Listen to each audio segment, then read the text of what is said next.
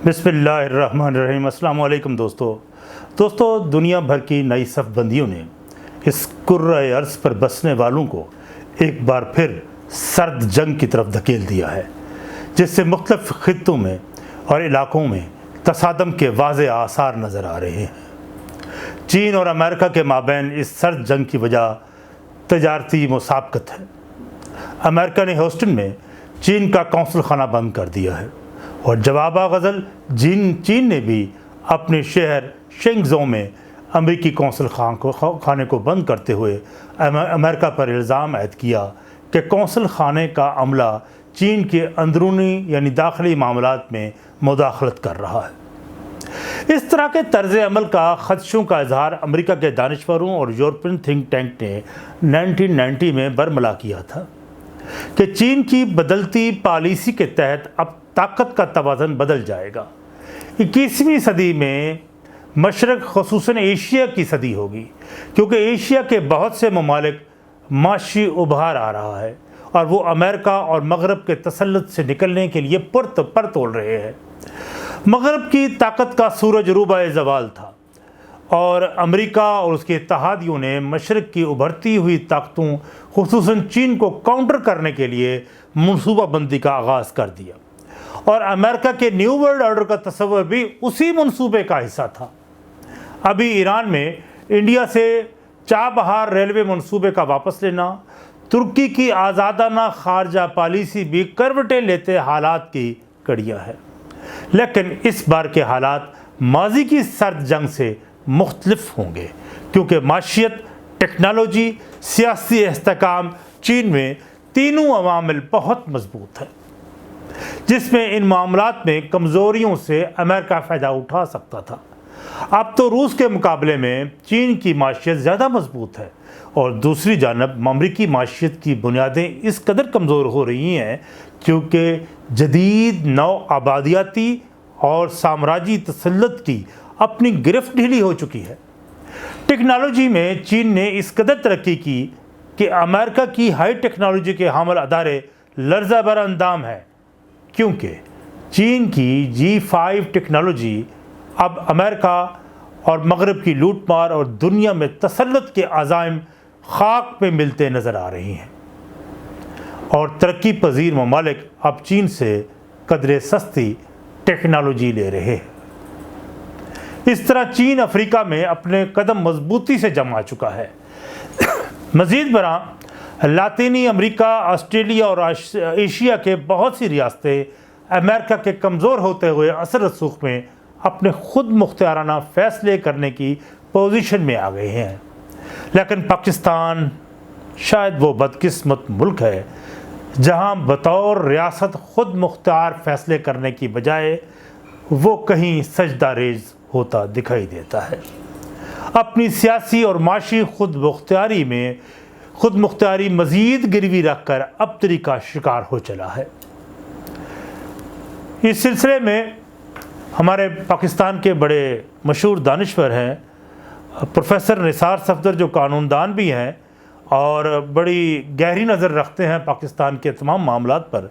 उनसे भी हम पूछते हैं कि प्रोफेसर साहब, आप बताएं कि आप पाकिस्तान को किस पोजीशन में देख रहे हैं इस तनाजुर में कि जब चीन की एक सुपरमेसी दुनिया में कायम हो रही है, पाकिस्तान को आप किस मकाम पे देख रहे हैं?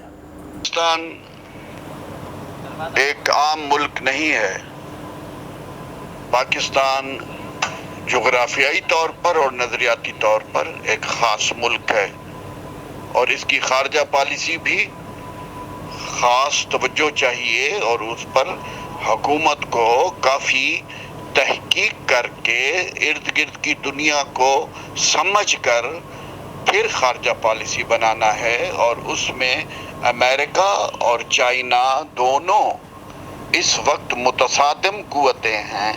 तो अगर हमारी खारजा पॉलिसी ताबे पॉलिसी है, सबसर्वियंस है हमारी पॉलिसी में, हमारी पॉलिसी अमेरिका या चाइना दोनों में जब गहरी नज़र से देखते हैं तो चाइना भी ہمیں استعمال کر رہا ہے، اور امریکہ تو ہمارے اوپر بہت زیادہ اختیارات رکھتا ہے، اور جب سے ہم دیکھ رہے ہیں برس ہا برس سے ہماری پالیسیز جو ہیں، ہمارا بجٹ، ہمارے بڑے فیصلے سارے امریکہ سے پوچھ پاچھ کے ہی ہوتے ہیں، اور یہی بات خطرناک ہے۔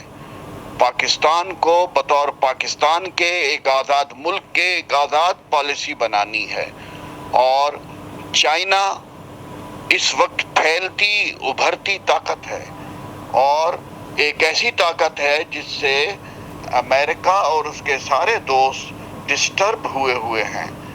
تو اب اس خارجہ پالیسی میں اگر آپ چائنا کے مفادات کے لیے مارکیٹ بناتے ہیں تو اس کا معنی یہ ہوا کہ آپ کی پالیسی آزاد نہیں ہے، اور اگر آپ امریکہ کے اشارے پر ایک انسٹرومنٹ کے طور پر پاکستان کو استعمال کرنے کی اجازت دیتے ہیں تو یہ بات بھی ہمارے آزاد مملکت کے ہونے میں حائل ہوگی۔ بہت شکریہ نثار صاحب۔ عمران خان کی حکومت کی خراب کارکردگی سے ایک بات طے ہے کہ معیشت ہماری مزید بحران کا شکار ہو رہی ہے۔ FATF کی شرائط کو پورا کرنے کے لیے انسداد دہشت گردی ایکٹ، اینٹی لانڈرنگ کے قوانین، ضابطۂ فوجداری، سنگل ٹریجری بینک اکاؤنٹ کے قواعد تبدیل کرنے کی منظوری دی جا چکی ہے۔ اس سے پاکستان میں انفرادی اور دیگر حقوق کے ساتھ کاروباری اور دیگر آزادیوں میں مزید کمی ہوگی۔ پاکستان کو جمہوری ملک بنانے کی بجائے مزید سیکیورٹی سٹیٹ بنانے میں حکمت عملی وضع ہو چکی ہے۔ اس حکومت نے سی پیک کو بھی ترقی کا ذریعہ بنانے کی بجائے سیکیورٹی ایشو سے بنا دیا ہے۔ اس حکومت نے اپنی پالیسی سے اب واضح کر دیا ہے کہ دنیا میں بدلتے حالات میں وہ کہاں کھڑے ہوں گے۔ اس کے لیے پاکستان میں ضرورت اس امر کی ہے کہ پاکستان میں فوری طور پر قومی حکومت کا قیام عمل میں لایا جائے، کیونکہ نئے انتخابات کا یہ ملک فی الوقت متحمل نہیں ہو سکتا، اور پاکستان کو خوفناک بحران میں جانے کا انتظار کیے بغیر قومی سطح پر بڑے اقدام اٹھا کر آنے والے طوفان کو روکا جا سکتا ہے۔ بہت شکریہ۔ آپ سے گزارش ہے دوستو کہ آپ چینل تلاشی حق ود عامر ہاشمی کو سبسکرائب کریں اور بیل آئیکن کے بٹن کو بھی پریس کریں، اور اپنی قیمتی آراء سے بھی نوازیں اور اس گفتگو میں آپ شامل ہوں تاکہ ہم اس بات کو آگے بڑھا سکیں۔ بہت شکریہ۔